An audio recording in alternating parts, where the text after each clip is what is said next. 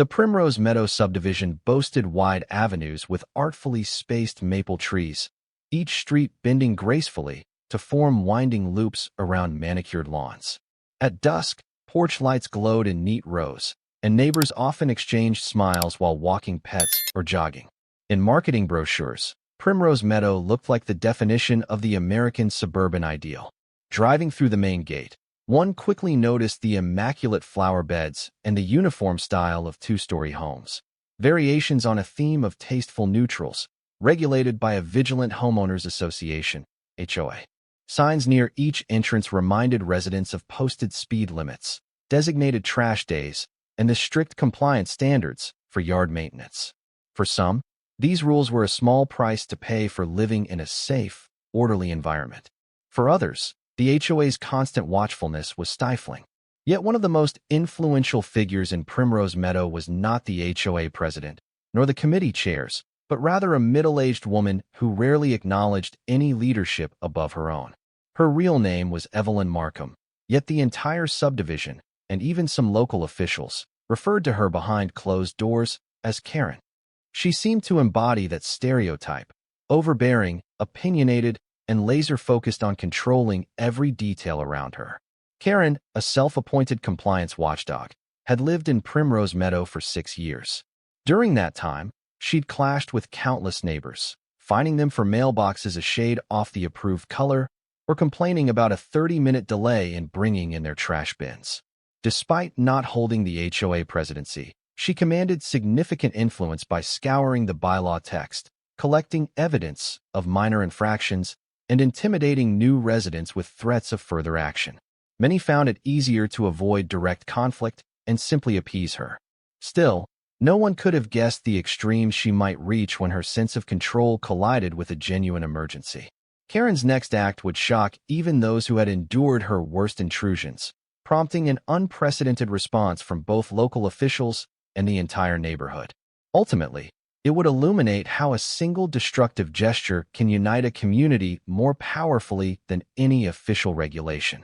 As summer rolled into Primrose Meadow, the atmosphere heated in more ways than one. Record-high temperatures baked the region, straining air conditioners and causing brush near the edges of the subdivision to grow brittle. The HOA sent out emails reminding residents to keep yards trimmed, to remove dead plant material, and to follow local burn restrictions. Most complied, aware that dryness and heat spelled prime fire hazard. Karen, of course, took these notices as a mandate to double down. She patrolled the streets early each morning, scribbling notes on a clipboard. If she spotted a neighbor's lawn with slightly brown patches or untrimmed shrubs, she pounded on their door to deliver warnings. Those who tried to reason with her left the conversation flustered, as she rarely listened, preferring to quote the bylaw code word for word. Yet even her vigilance failed to quell a subtle undercurrent of risk that accompanied the scorching weather. Over a dozen minor brush fires had sparked across the county in recent weeks, mostly contained quickly by local fire departments. Residents grew anxious about the possibility of a real conflagration. One spark in the tall grass by the suburban fences, and the entire block might see flames approach. People prayed that no such crisis would strike Primrose Meadow. Meanwhile, Karen boasted that her yard was the only truly well-maintained property, free of risk. She disliked any intrusion on her landscaping or garden, which featured rows of meticulously pruned rose bushes leading to a small ornamental pond. Her house sat near a main intersection where an important fire hydrant was located. A wide patch of lawn behind her house provided direct access for emergency vehicles to the hydrant line that connected to a trunk water pipe. Karen often complained that the dusty trucks used that area to maneuver or refill water, sometimes flattening the grass. If an emergency arose, she vowed she wouldn't let them ruin her beloved hydrangeas. No one took her threats seriously. Who would hamper a fire department in a real emergency? But the tension simmered, an unspoken worry that Karen valued her garden's perfection above any communal sense of safety. And then came the day when that tension boiled over into a brazen, destructive act. The day of the crisis dawned oppressively hot, the sun already blazing by 8 a.m. Cicadas buzzed incessantly, and shimmering heat rose off the pavement. Most residents stayed indoors, blinds drawn, to keep cool. If anyone ventured out, it was to check the mail or quickly water a patch of lawn. Around midday, an electrical short near the southwestern edge of the subdivision triggered a small blaze in a patch of overgrown brush. Within minutes, the dried foliage ignited, sending plumes of smoke drifting over the rooftops. Panicked neighbors dialed 911. Sirens wailed in the distance as the county fire trucks rumbled toward Primrose Meadow. The local station had prepared for exactly this scenario. The first responders arrived swiftly, positioning their bright red engines near the hydrant behind Karen's property. They intended to run a supply hose from the hydrant to the pumper truck, ensuring a steady flow of water to douse the brush fire. Firefighters hopped out, unspooling thick lines of hose while the engine's diesel growl intensified. Karen, inside her air-conditioned oasis, saw the trucks rolling near her cherished garden. Heart pounding with indignation, she marched outside. The firefighters hardly noticed her at first. They were in the midst of hooking couplings to the hydrant, ready to charge the line with high-pressure water. But Karen's furious voice soon cut through the commotion. "What do you think you're doing on my lawn?" she screeched. A young firefighter, startled, turned to see Karen storming forward, arms flailing. "You can't just run over my grass like this. Do you have any idea how expensive these roses are?" The team leader, Captain Willis, tried to keep calm. "Ma'am, we have an active brush fire. We need access to this hydrant. It's critical we connect quickly." Karen folded her arms. "Then do it from the street. You're crushing my plants." Captain Willis exchanged a look with one of his crew. "Ma'am, the hydrant line is behind your house. We have to hook up here. Please stand aside so we can do our job." Fuming, Karen stepped back but continued spewing complaints about the truck's wheels leaving impressions in her lawn. The firefighters ignored her rant, focusing on controlling the blaze. Overhead, thickening smoke told them they had no time to spare. Finally, the engine roared, and water began surging through the wide hose, heading toward the nozzle teams fighting flames near the southwestern fence. Karen's face contorted in fury, but with bystanders watching, she dared not act openly. Instead, she withdrew indoors, muttering that she wouldn't let them destroy her property. Little did the firefighters know, Karen was about to carry out a plan more reckless than anyone could have imagined. As the brush fire crackled, the first wave of water from the hydrant made progress. Flames sputtered, and the firefighters advanced their lines. Smoke still billowed, but the threat of spreading to nearby homes seemed contained. Residents further away from the site relaxed somewhat, trusting the professionals to handle the blaze. Karen, however, seethed. Standing behind her curtained window, she glared at the large supply hose lying across her yard, leading from the hydrant to the pumper truck. Water pulsed through it, bending the grass where it lay. She grimaced at the ruts from the truck's tires near her prized hydrangeas. The idea that a public service would dare cross her property line, albeit to use a legally mandated easement, infuriated her. In a burst of illogical rage, she hatched a plan. If she could cut the supply line, they might have to move the truck or be forced to reroute it away from her garden. She told herself it was teaching them a lesson about respecting private property. Her single-minded focus on that petty vendetta blinded her to the monumental danger in depriving firefighters of water. She rummaged through her garage, retrieving a pair of heavy-duty shears typically used for pruning thick branches. Clutching them, Karen peered outside, timing her move. She waited until the firefighters around the hydrant had run off to the front lines, leaving the supply hose unguarded. Senses humming with adrenaline, she snuck out a side door. Stooping behind a hedge for cover, Karen approached the thick, water-filled line. It vibrated with the pressure streaming through it. The roar of the pumper engine drowned out her footsteps. With surprising ease, she positioned the shears near a vulnerable point. As soon as she squeezed, the blade bit into the rubber. Water began spraying in a violent spurt. Alarmed, Karen jerked back, but her cut had succeeded. The supply line spewed a chaotic torrent. In seconds, the line pressure dropped at the nozzle teams. The firefighters, stunned, signaled that their water flow was failing. One of them dashed back toward the pumper to see what was wrong. Karen, meanwhile, panicked at the water gushing from the sliced hose, drenching part of her yard. She retreated behind a corner of her house, heart pounding. She realized too late that she had done more damage than intended. But rather than help or confess, she fled indoors, letting the men in uniform scramble to contain the problem. Captain Willis was near the front lines when he heard frantic shouts over the radio. Supply line compromised. Pressure dropping. He cursed, spun around, and rushed back to the truck. There, he found his team struggling to clamp a massive gash in the thick hose. Water geysered out, saturating the lawn, forming a muddy pool. The entire line was rendered useless. The pumper's gauge read dangerously low pressure. Shut down the hydrant, the captain ordered. One firefighter leapt to the hydrant valve, spinning it closed. The monstrous spray reduced to a trickle, but now they had no active water source for the front lines. Swap to the secondary spool, the captain barked. Another firefighter scrambled to fetch a spare hose from the engine, but that meant precious minutes lost. The fire threatened to gain ground. From across the yard, stunned onlookers saw water pooling in Karen's lawn. Some neighbors emerged from their homes to watch, confusion etched on their faces. They had no idea who or what caused the breach. For a moment, the smell of smoke intensified. If the flames advanced before the firefighters re-established a water supply, the southwestern fence might catch, and from there, the nearest homes were only a few yards away. Amid the flurry, one firefighter examined the slice on the severed line. "This looks cut," he remarked grimly, running his gloved finger along the clean gash. "Like someone used a blade." Captain Willis's eyes widened. "You're sure it's not a rupture from pressure?" The younger man shook his head. "No way. This is sabotage." Anger and disbelief warred in the captain's mind. Who would sabotage a fire hose in a live emergency? He glanced around the yard, noting footprints in the damp grass. A fleeting suspicion crossed his mind as he remembered the furious homeowner earlier. But for now, they had no time to investigate. The priority was re-establishing water flow. Working methodically, the crew replaced the hose section, hooking up a fresh line to the hydrant.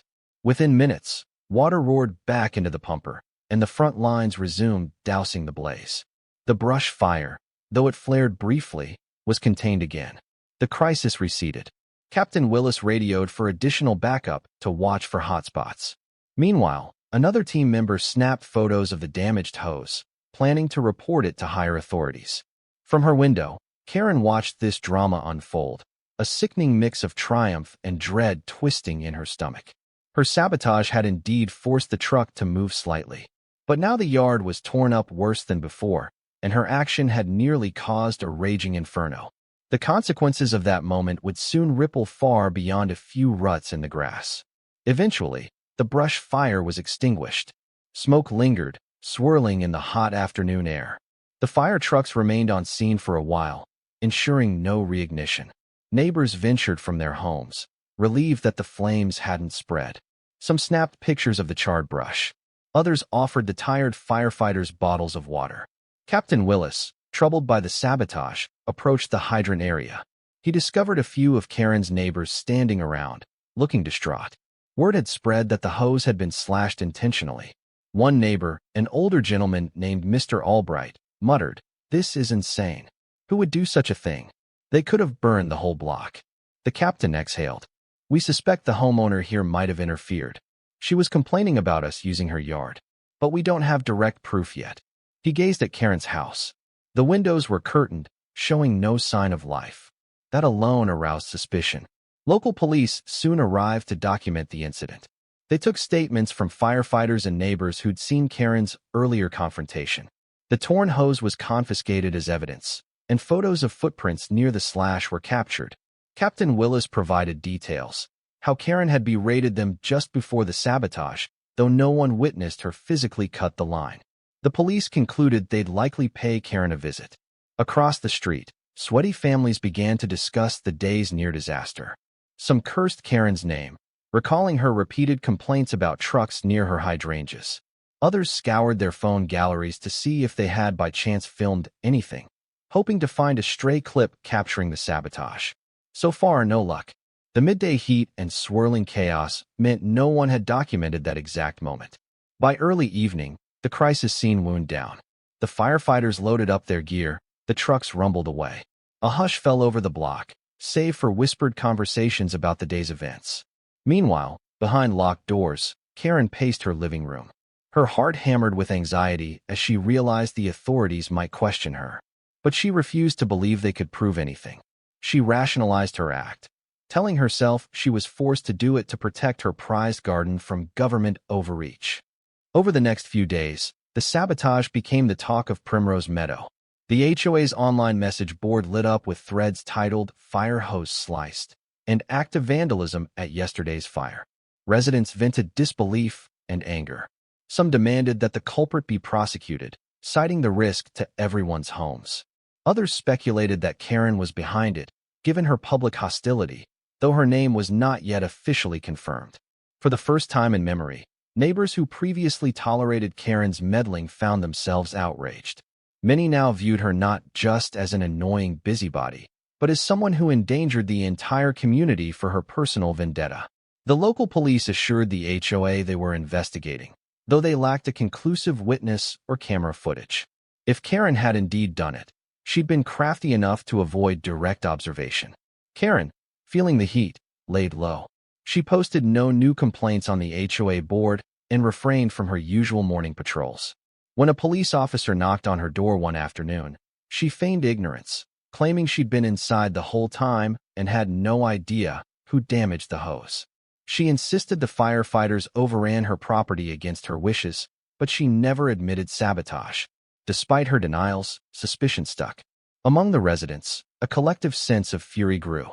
If the authorities couldn't pin charges, how else could they ensure she never threatened their safety again? Some proposed a recall petition to remove Karen from the HOA entirely, but others pointed out she was not an elected official, just a vocal resident who took upon herself to enforce rules. The real question was how to guarantee the fire department's readiness next time. No one wanted a repeat of that day's near catastrophe. Then an idea germinated. The best way to undermine Karen's sabotage might be to improve the hydrant system so thoroughly that no single slice of hose could cripple the response again. If they could raise money for a cutting-edge solution that was faster to connect, more flexible, and more resistant to tampering, perhaps the entire neighborhood would be safer. This notion, initially raised by a father of two named Ethan Parrish, began to catch fire among neighbors looking for a constructive path forward. Ethan Parrish, an electrical engineer and father of two young kids, had followed news of advanced fire safety technology.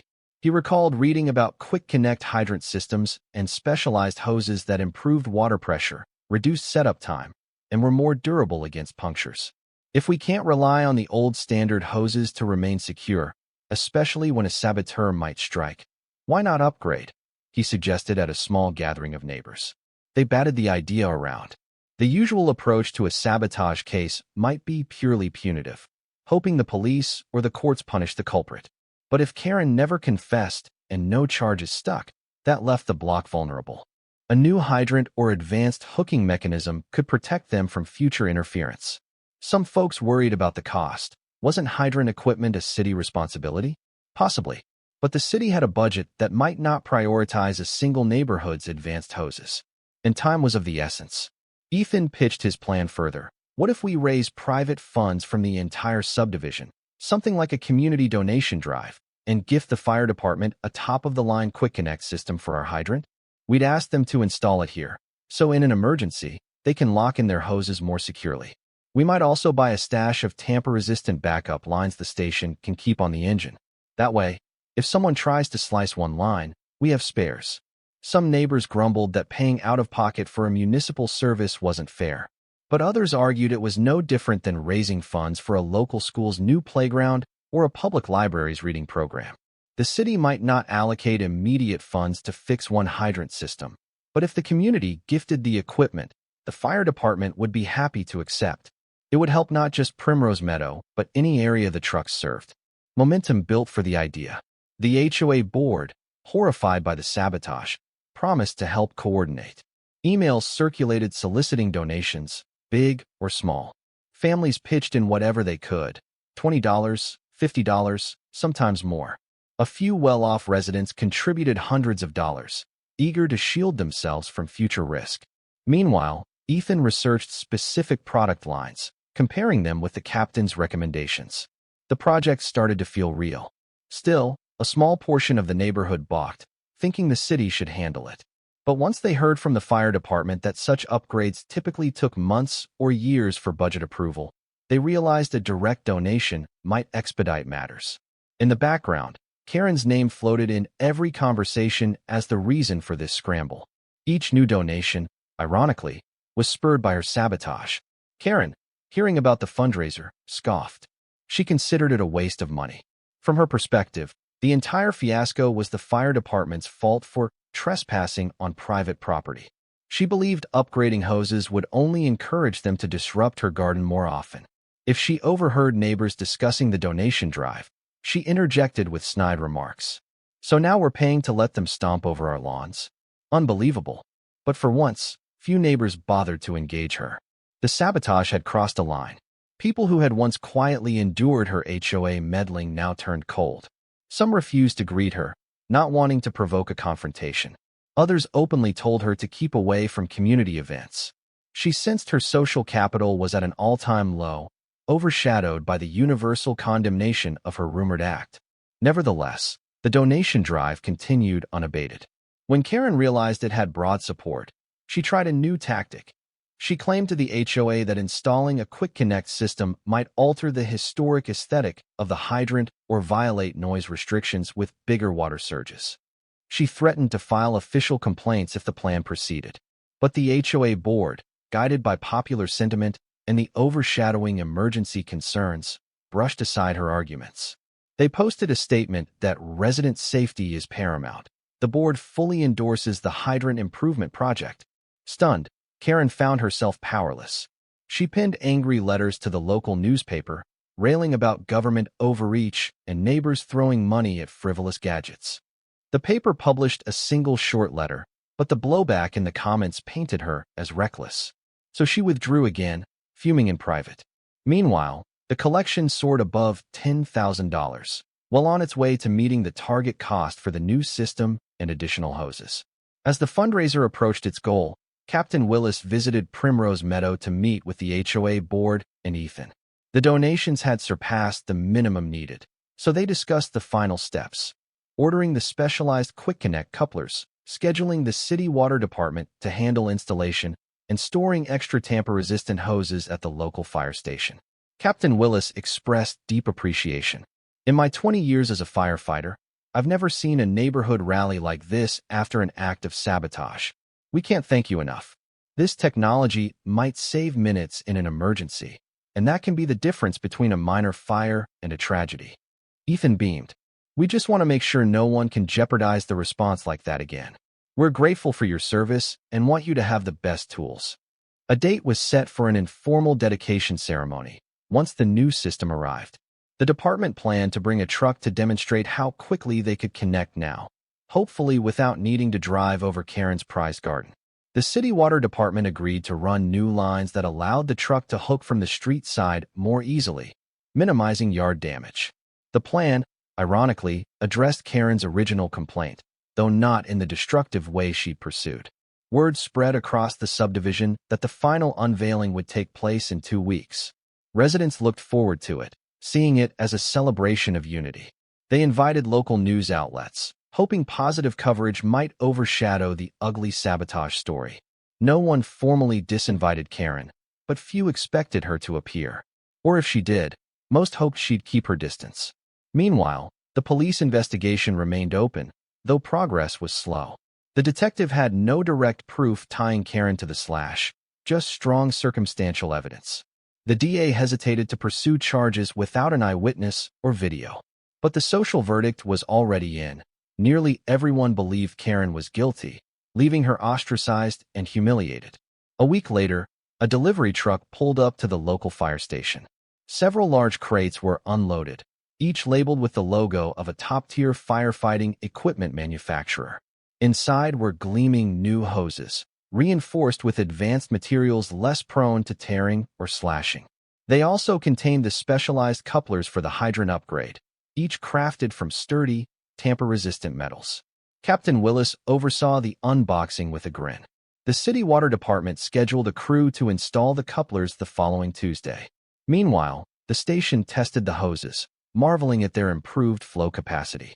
The lines had quick latch connectors that snapped into place with a twist, taking half the time of older models to secure.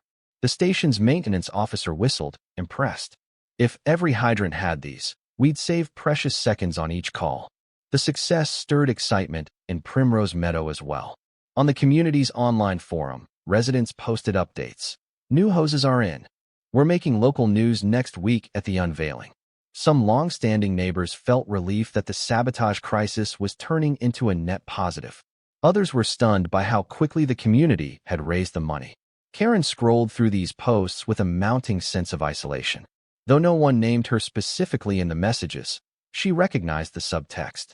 Her attempts to shut down the hydrant had led to a better system that overshadowed her beloved garden. She vented her frustration to an acquaintance who half-heartedly sympathized.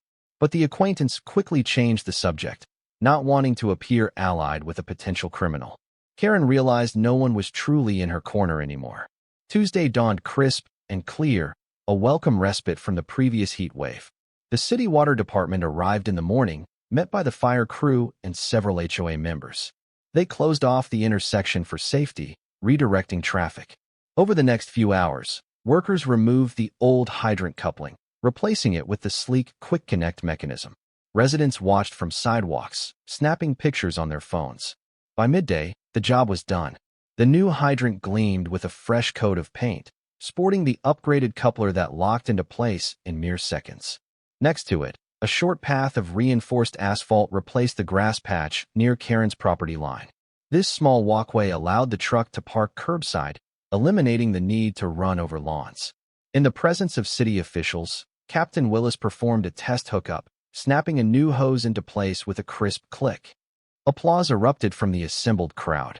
Local news cameras rolled, capturing Captain Willis praising the community's generosity. Because of your donation, Primrose Meadow now has one of the most advanced hydrant setups in the county, he said. We appreciate your willingness to protect not only your own homes, but the entire region we serve. Thank you.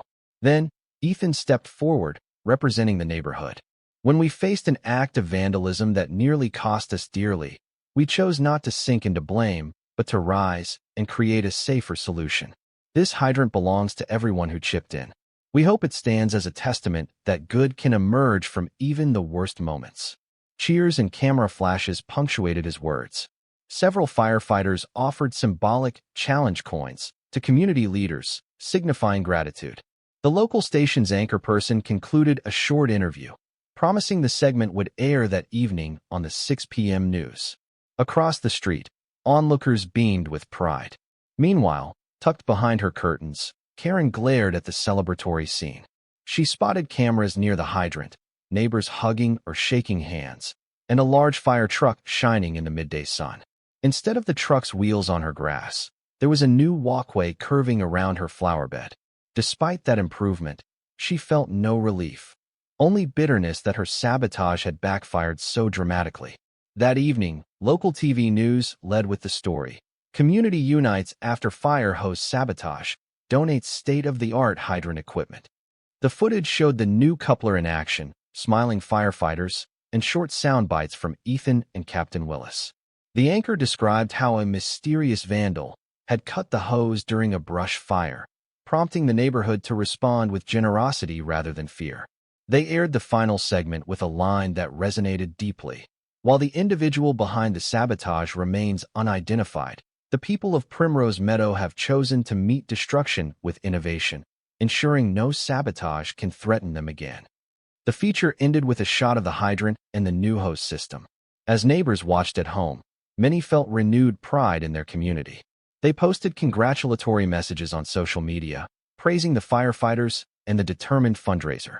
Some even joked that the sabotaging culprit must be fuming, faced with the unstoppable momentum of positivity.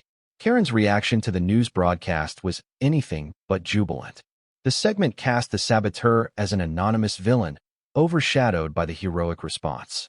She recognized that the entire city now saw this unknown culprit as a pariah. She worried that if new evidence surfaced tying her to the crime, the public outcry would be fierce.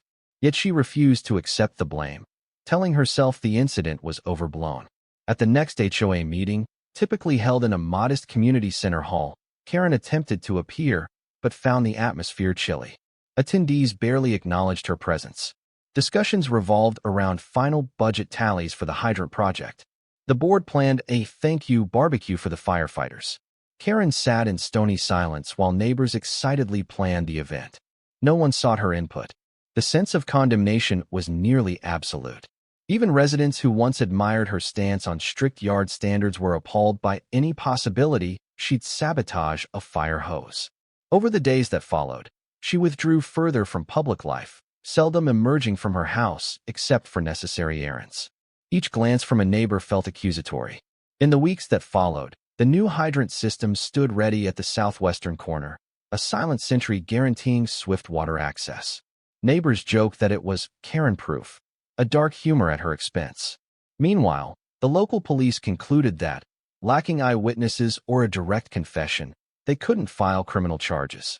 The detective recommended the file remain open in case new evidence arose, though it seemed unlikely. Karen's reputation was irreparably damaged. She became a social outcast, avoided at block parties, denied her usual seat of power in the HOA circles.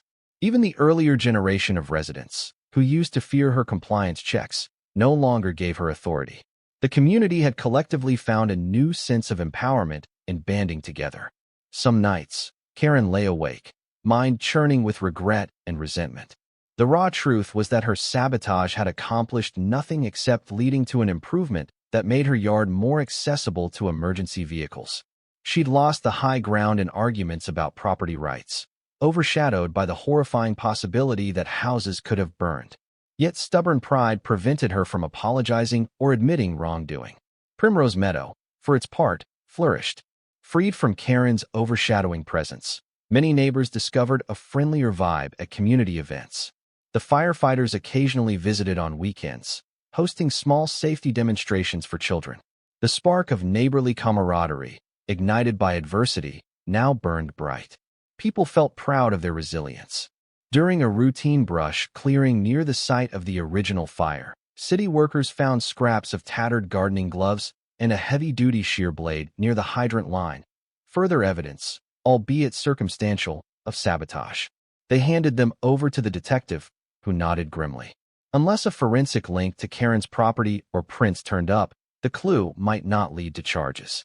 But it reinforced the general consensus that sabotage had indeed occurred, not a random accident. One evening, months later, as cooler autumn air settled in, Ethan Parrish returned from a jog to find Karen waiting nervously outside his house. Startled, he asked if she needed something. Karen fidgeted, glancing around as though worried about being seen. Then, in a quiet, stilted voice, she spoke. "I hear you're the one who led that hydrant fundraiser," she began. Ethan nodded. She wrung her hands. "Well, I just wanted to say, maybe it was a good idea. Sturdier hoses. Less chance the truck has to cross lawns. My garden hasn't been damaged since they did that walkway." Ethan blinked. Was this Karen's attempt at an olive branch? She continued. "I still believe they had no right to tear up my yard that day. But, well, I suppose the new system is better for everyone." She trailed off, not quite offering a full apology, but acknowledging the outcome. Ethan considered how to respond. Part of him wanted to lash out, to demand a confession or an apology for risking lives. But he saw the haunted look in her eyes, the lonely isolation that had become her reality. He simply said, "We did what we had to for the safety of the neighborhood. I'm glad you see some benefit in it." Karen nodded stiffly. "Yes, good night." She turned and hurried away. Ethan watched her retreat, a swirl of emotions in his chest. He wasn't sure if she'd ever fully realized the gravity of her sabotage or regret it sincerely, but at least she recognized she couldn't stop the tide of community improvement. That weekend, the HOA hosted a barbecue in honor of the local fire department. The event took place in the main park near the clubhouse, with red, white, and blue streamers and tables laden with potluck dishes. Families arrived carrying homemade signs reading, "Thank you, firefighters," and children wore plastic firefighter hats. The mood was festive, overshadowing the painful memory of sabotage. Captain Willis and several crew members arrived in a shiny engine, parking it for kids to climb aboard and explore. The new, improved hoses were on display. Parents and kids admired the specialized quick-latch couplings. Firefighters demonstrated how swiftly they could connect to the hydrant, and the crowd applauded. Some children even tested the lever under supervision, squealing at the notion of commanding water flow. During the speeches, The HOA president gave a short address about the donation drive's success. Ethan offered a few words, praising the department's quick response the day of the fire and lauding the neighborhood's unity. Captain Willis thanked them again, saying, "We serve many communities, but we'll never forget how Primrose Meadow turned a setback into a leap forward for everyone's safety.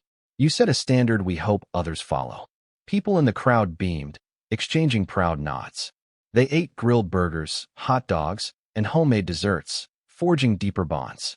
In quiet corners, some still gossiped about Karen's rumored guilt. But for the day's celebration, no negativity overshadowed the gratitude. At one point, Karen stood at the fringe of the park, as though debating whether to approach.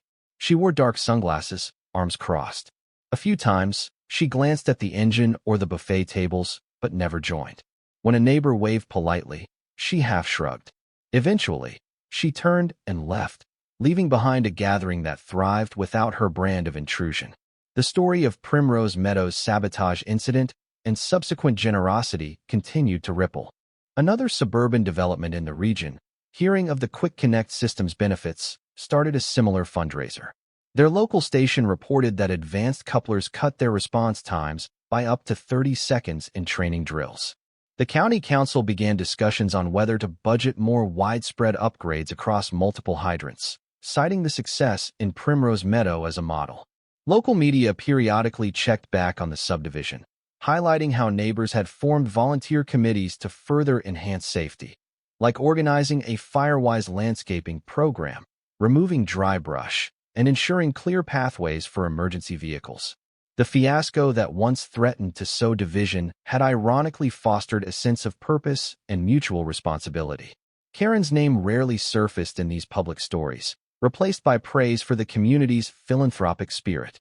In private, some folks joked, "We should thank Karen for giving us the push to upgrade." Others rolled their eyes, insisting the sabotage was too dangerous to joke about. Nevertheless, the consensus was that Primrose Meadow had grown stronger as a result. And so, while the rest of the county viewed the subdivision as a shining example of citizen initiative, Karen watched from the sidelines. The more coverage the upgraded hydrant received, the more overshadowed she felt. Her role in the fiasco never fully exposed to the legal system, but widely known among neighbors. Her attempts to regain any standing in the HOA were met with polite but firm rebuffs. Months stretched into a year. The re-landscaped area around Karen's property, where the hydrant walkway now extended, remained meticulously kept, partly by city workers maintaining the emergency access. Her hydrangeas regrew after a mild winter, ironically thriving beside the new asphalt path. Fire trucks rarely needed to drive onto the lawn anymore, thanks to the revised layout. In a twisted sense, the sabotage had forced a reconfiguration that satisfied her original complaint of truck damage. Yet the intangible damage to Karen's reputation stayed. Neighbors recalled the terror of that day. Some parents still awakened in the night, imagining how close the brush fire had been to their children's bedrooms, how sabotage could have ended in tragedy. They never confronted Karen directly about it. Why give her the attention? Instead, they quietly excluded her from community life. Karen turned her energies inward, rarely volunteering for HOA committees. She continued fixating on lawn aesthetics, but her public scoldings dropped significantly. The once dreaded knock of Karen receded into an occasional complaint letter posted to the HOA, typically about trivial matters. The board often set those letters aside, dealing with them last if at all.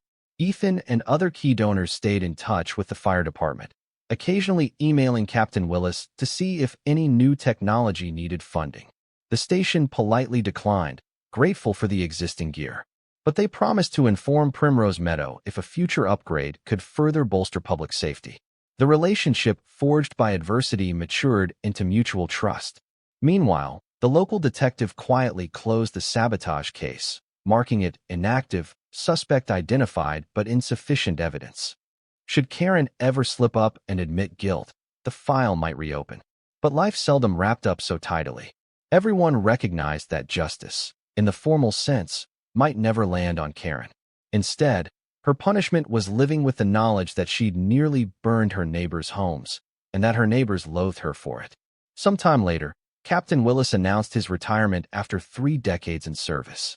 Primrose Meadow organized a small farewell gathering at the station to honor his years on the force. A few local communities pitched in for a plaque, and there was talk of naming a portion of the station's lounge after him. Ethan and a handful of other residents attended the ceremony, presenting a photo album containing pictures from the fundraiser and the hydrant installation. On the front page, in gold script, was written, "Thank you for saving us and letting us save ourselves." In his retirement speech, Captain Willis briefly recalled the most unusual sabotage he'd ever encountered, a sanitized mention of the Primrose Meadow incident. He spoke not to shame anyone, but to underscore how the community's response symbolized the best of humanity, turning adversity into a chance to uplift. Even after stepping away, he said he'd remember that moment with gratitude. That evening, as the sun set, some of the older kids in the neighborhood, who were small children at the time of the brush fire, lit sparklers in the cul-de-sac as a farewell gesture. The new fire captain, younger but just as dedicated, assured them that the Quick Connect hydrant would remain a permanent fixture, maintained and tested regularly.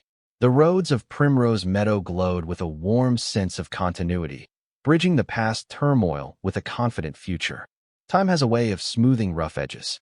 In Primrose Meadow, lawns stayed green, gardens flourished, and neighbors found more reasons to gather: barbecues, holiday lights contests, volunteer trash cleanups near the brush. The HOA eased some of its overly strict rules, focusing on safety and neighborly cooperation rather than petty infractions. Children rode bikes along the safe sidewalks, and families welcomed new residents with open arms. Karen remained in her house, quieter than before. Some neighbors occasionally spotted her pruning hedges or picking up the paper. Rarely did she meet their eyes. She might offer a curt nod, but gone were the days of brandishing bylaw pages. Rumors whispered that she might sell and move away eventually, but no sign in her yard indicated such a step. Perhaps she realized she'd never outrun the shame if she fled.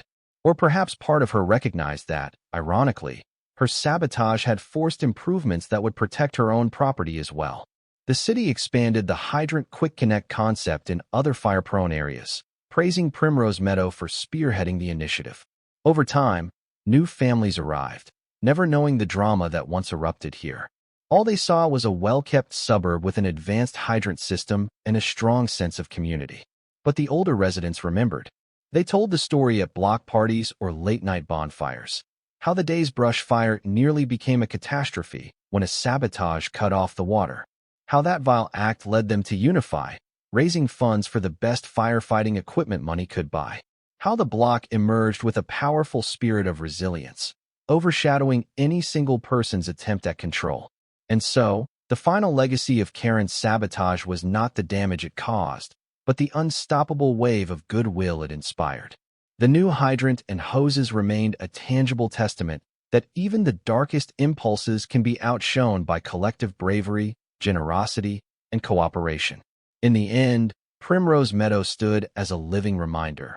One malicious cut might endanger a community, but a united community can heal and grow stronger in response, ensuring that no garden-obsessed busybody can jeopardize public safety again.